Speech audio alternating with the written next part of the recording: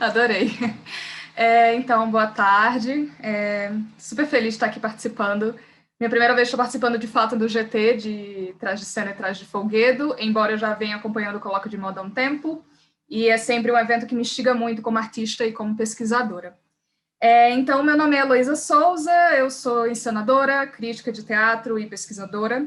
Sou de Natal, no Rio Grande do Norte, formei em teatro e fiz mestrado em artes cênicas na UFRN, e atualmente eu sou doutoranda no programa de pós-graduação em artes cênicas da USP, e desde o mestrado que eu venho pesquisando sobre figurinos na cena contemporânea, na cena performativa, trajes de performance, a temática da minha dissertação, e agora no doutorado tenho observado implicações pedagógicas disso.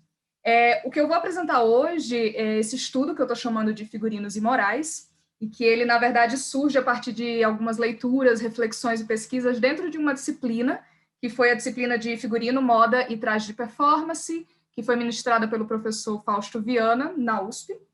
E, bom, no começo, esse estudo ele não tinha uma relação direta com a minha pesquisa do doutorado. No entanto, eu comecei a me instigar nisso, expandir mais esse estudo, e hoje eu já consigo ver possibilidades de cruzamento entre essa ideia que eu estou chamando de figurinos morais e o que eu tenho tentado trabalhar na tese. Ainda estou em discussão em relação a isso com a minha orientadora, a professora Elizabeth Lopes, e estou no primeiro ano do doutorado também, então ainda tem uma trajetória aí pela frente. Próximo. Bom, então, resumindo, esse estudo, na verdade, ele é uma reflexão sobre os trajes da performance, a Public Service Announcement, de 1990, da artista estadunidense Anne Sprinkle, e também sobre os figurinos das encenações Manga Rosa, de 2015, de Lua Menezes, para Bololô Companhia Cênica, que foi uma companhia potiguar, e Stabat Mater, de 2019, de Janaína Leite, em São Paulo. E a minha ideia é pensar em como que esses trajes de cena, essas aparências corporais das artistas que estão em cena, dialogam e tensionam julgamentos e violências sobre corpos de mulheres a partir de vigilâncias moralistas. A minha questão é meio que como que a escolha desses trajes atravessa a temática dessas obras e se relaciona diretamente com as relações determinadas entre corpo e vestimenta para a configuração dos gêneros. Pensando que, vou falar mais adiante, mas as três obras elas têm temáticas semelhantes, elas tratam da ideia de erotismo e pornografia, em alguns casos, autobiografia, intimidade, e, portanto, esses trajes também têm uma certa recorrência em algumas escolhas, que a gente vai ver daqui a pouco. Próximo. Bom, entre o referencial teórico que eu tenho utilizado, existem dois livros que têm sido muito importantes e basilares, assim, para mim. Foi meio que um ponto de partida também. O primeiro é o Dress and Morality, que é um livro da historiadora de moda inglesa Eileen Ribeiro, onde ela vai traçar um panorama histórico sobre a relação entre a moral e as vestes ocidentais, desde as civilizações antigas até o século XX. Ela vai fazer um recorte eurocentrado, mas que ainda assim consegue nos servir bastante. Uma das coisas primeiras que a Eileen traz é tentar entender o que é moral, primeiro de tudo. Então, ela traz a ideia de que a moral, na verdade, é uma variável associada aos hábitos e costumes de uma sociedade e que sugere o que deve ser reproduzido para construir uma unificação social e cultural. Então, o que a gente faz é reproduzir esses padrões morais para tentar uma identificação com o coletivo e promover uma certa sensação de pertencimento. Então, a gente meio que entende como esses padrões morais fossem o modo correto de agir, mas não necessariamente, muitas vezes, a gente pensa sobre a origem desses padrões. E aí ela vai fazer uma forte relação entre a construção desses padrões morais com o cristianismo e as narrativas e práticas que são disseminadas pela essa instituição, por esse pensamento cristão. E aí ela começa a trazer evidências, tanto de registros de imagens, quanto registros escritos, de como os trajes sociais, no caso, vão delinear e punir o gênero feminino de alguma forma, mostrando como o corpo de mulheres ocidentais e europeias, por causa do recorte que ela está fazendo, foram estigmatizados como sendo pecaminosos, inferiores e imorais. Tem uma relação muito recorrente nesse pensamento cristão de pensar a mulher como associar a mulher ao pecado, associar muitas vezes a mulher à figura de um demônio. Então, a mulher é aquela que vai corromper o homem, que vai desviá-lo de um caminho correto. Nesse sentido, a prática disso é tentar cobrir o corpo da mulher compulsivamente, para evitar esses efeitos, só que, ao mesmo tempo, se exige que essa mulher exponha a sua beleza, em virtude de um exercício de cisgeneridade e de uma heterossexualidade compulsórias. Essa ideia da cisgeneridade e da heteronormatividade, eu que estou trazendo porque eu vi um paralelo muito grande entre a pesquisa da Eileen e a pesquisa da estadunidense Judith Butler, que traz no livro Problemas de Gênero, Feminismo e Subversão de Identidades, uma série de teorias feministas para tentar entender também o que é isso que a gente chama de mulher. Então, o que a Butler vai trazer é que a gente vive num sistema de hierarquização binária e heteronormativa, onde a mulher ela precisa atuar de determinadas formas a fim de ser socialmente reconhecida como tal e, assim, seguir o seu lugar de sujeição. É muito importante a gente destacar que, mesmo que essa mulher obedeça essas normas de gênero, esses corpos vão estar sempre sendo marcados pela violência de alguma forma. E para Butler, os gêneros não correspondem a uma expressão da originalidade ou da natureza, não nasce aquilo por causa de uma correspondência com a genitália. Ao invés disso, esses gêneros constituem-se de atos performativos que delineiam essa cisgeneridade, a heteronormatividade, muitas vezes a fim de estruturar sistemas de opressão. Uma coisa importantíssima que a Butler traz é que esses atos se produzem na superfície do corpo. Portanto, a gente pode pensar que vestir-se também configura um ato de gênero que vai se constituir na superfície do corpo. Pode passar? Então, o que acontece é que a gente está sempre permeado, há muitas décadas, na verdade, por essas discussões de o que é uma mulher, que atos performativos são esses que constituem os gêneros, para que a gente segue, como desobedecê-los, como desestruturar essas normas. Essas questões já estão sendo discutidas e rediscutidas por mulheres em suas vidas políticas e cotidianas. E aí, elas também trazem essa discussão para a cena. As artes da cena também vai começar a trazer essas problematizações. Não começar agora, mas tipo, já tem um tempo dessas investigações. E aí é por isso que eu escolhi essas obras, para começar a observar e refletir sobre essas escolhas, os trajes de figurinos e as relações com isso. Então, como eu falei, da Public Service Announcement de 90, da Anne Sprinkle, onde ela que concebe todo a ideia da performance, os trajes e tudo mais.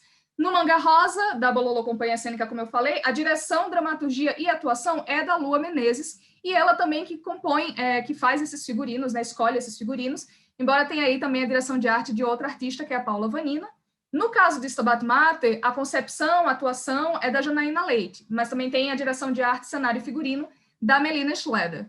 O que eu fiz foi entrevistar a Melina Schleder, entrevistar a Lua Menezes para discutir com elas essas questões que eu estou trazendo, ouvir também do processo delas, enfim. E no caso da Anne Sprinkle, que eu não me entrevistei, mas eu utilizei artigos que trazem análises críticas sobre essa obra e outras da Sprinkle, no caso especificamente artigos da Linda Williams e do Paul Preciado. Pode passar.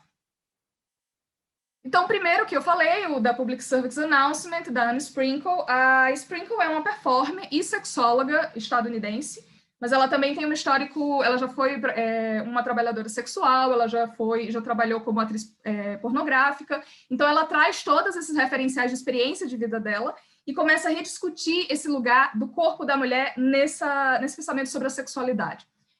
Nessa obra especificamente, nessa performance, o que ela faz é construir um quarto, né, como cenário, entre aspas, e aí ela se veste com esses trajes de roupas interiores que vão remeter à aparência de uma pin-up, que eu vou mostrar a referência disso depois, e aí ela tem uma exposição da genitália dela, onde ela insere um espéculo dentro da vagina e oferece binóculos e lanternas ao público para que as pessoas possam observar o canal vaginal dela. Pode passar, por favor? Então, a referência desse traje, ela sai muito de uma outra obra da Sprinkle, que é essa primeira imagem aí, que chama Anatomia de uma Pin-Up de 1980, onde ela se veste com todos esses trajes, com todos esses elementos, essas peças, pensando isso como uma pin-up, como esse símbolo sexual em torno de um corpo da mulher, e faz uma série de referências do que você deveria usar, como deveria usar, enfim, inclusive de uma maneira muito irônica também. Esse traje, ela vai usar ele de várias formas diferentes, mas ela usa muito em várias ações performativas dela. Opa! Volta lá para a Anne Sprinkle, por favor.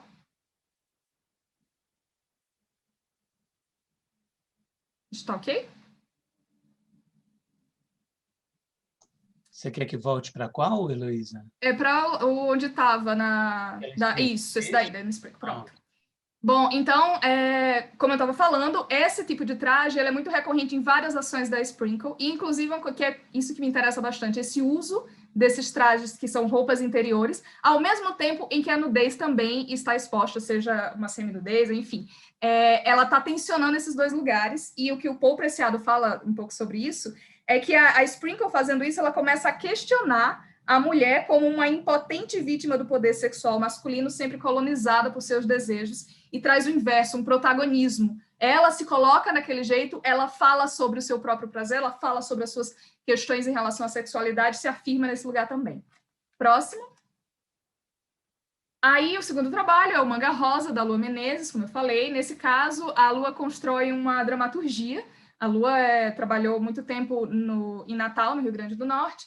Ela traz uma dramaturgia onde ela mistura os diários pessoais dela com os diários de uma escritora francesa chamada Anaïs Nin, mas fazendo um recorte muito para as experiências de relacionamentos amorosos e sexuais que elas já tiveram, falando muito sobre esse direito ao prazer e direito também à promiscuidade do corpo de mulher. Quando eu falo promiscuidade, não é numa perspectiva moralista, mas numa perspectiva de mistura de experiência que a própria Lua traz.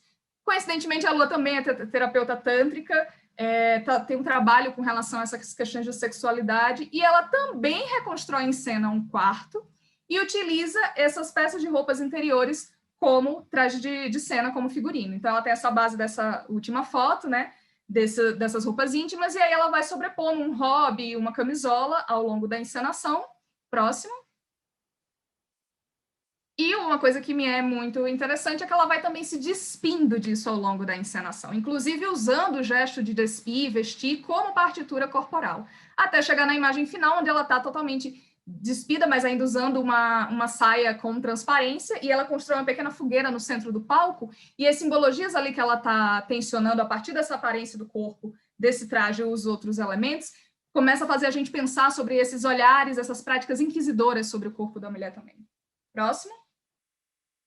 E por último, que eu escolhi falar e relacionar, é o Stabat Mater da Janaína Leite. No caso, aqui a gente tem a Janaína Leite também trazendo a si mesma em cena, isso foi recorrente nos outros dois trabalhos que eu citei, onde ela vai construir uma dramaturgia a partir das suas próprias vivências também, seus traumas, seus sonhos, suas relações, falando muito também sobre a questão da maternidade e da sexualidade, usando como referência escritos da Julia Kristeva.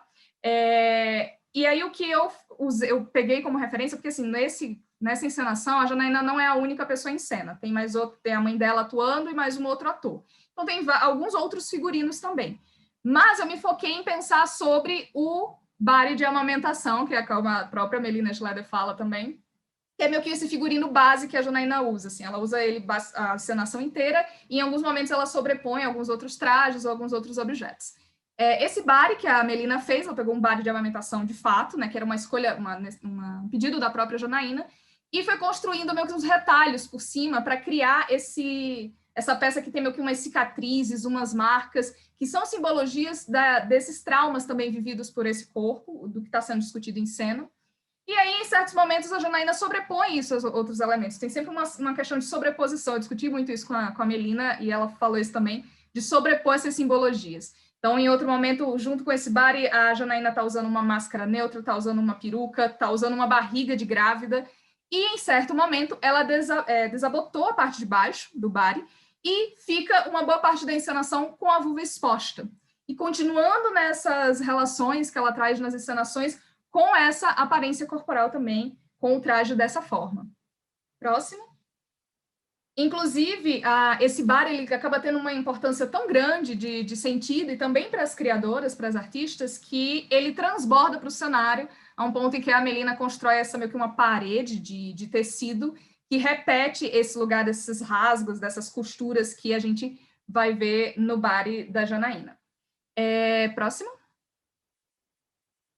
E aí, comecei a pensar a partir disso, né? É que esses figurinos imorais, que eu estou chamando assim, eles começam a provocar essa lógica comum das normas sobre as aparências dos corpos de mulheres, seja através da escolha pelo uso em cena de roupas interiores ou transparentes que revelam o que está por baixo, seja pela assunção da nudez de certas partes do corpo, tensionando a dimensão do público e privado sobre o corpo da mulher. O Paul Preciado, quando ele escreve um artigo avaliando a obra da Sprinkle, ele traz muito isso, de mulheres em cena que estão começando, que estão tensionando esse lugar de que parece que o corpo de uma mulher é uma propriedade privada de alguma coisa, ao mesmo tempo que ela é pública, porque qualquer outra pessoa do outro gênero poderia se apropriar daquilo, e eles começam a tensionar isso. Então, essas artistas elas vão utilizar as experiências estéticas para expor os olhares e os discursos sobre o corpo, essas vigilâncias moralistas, essas violências sexuais e de gênero, além dessa objetificação de si mesmas. E eu penso que as escolhas dos trajes de cena influenciam muito nisso. Daí eu faço essa ressalva, digamos assim, não é exatamente uma ressalva, mas eu achei que seria interessante colocar, que por operar em dimensões simbólicas e artísticas, esses figurinos eles não vão desconstruir, de fato, toda a estrutura opressora que a gente tem, e as limitações, principalmente relacionadas a esse binarismo do gênero, mas essas obras, elas desestabilizam narrativas, esses trajes também desestabilizam essas narrativas, constroem e revelam superfícies para que dramaturgias feministas possam criar abismos nas certezas. Eu vou fazer só uma ressalva que eu esqueci de fazer antes, dessas 3 artistas que eu escolhi, todas as 3 são mulheres cis, brancas, ocidentais. Isso, de modo algum, universaliza o pensamento do que é uma mulher, mas eu sei que essas realidades delas interferem também no modo como elas vão apresentar as coisas em cena, porque interferem na sua subjetividade. Enfim, só para fazer esse adendo, para não circunscrever como se fosse mulher é isso. Próximo. E aí eu coloquei as referências bibliográficas que eu tenho usado, e é isso, obrigada, aberta para, enfim, ouvir, pensar coisas. É uma pesquisa que tem me instigado muito, me provocado muito, e eu estou nesse momento, assim, de ebulição.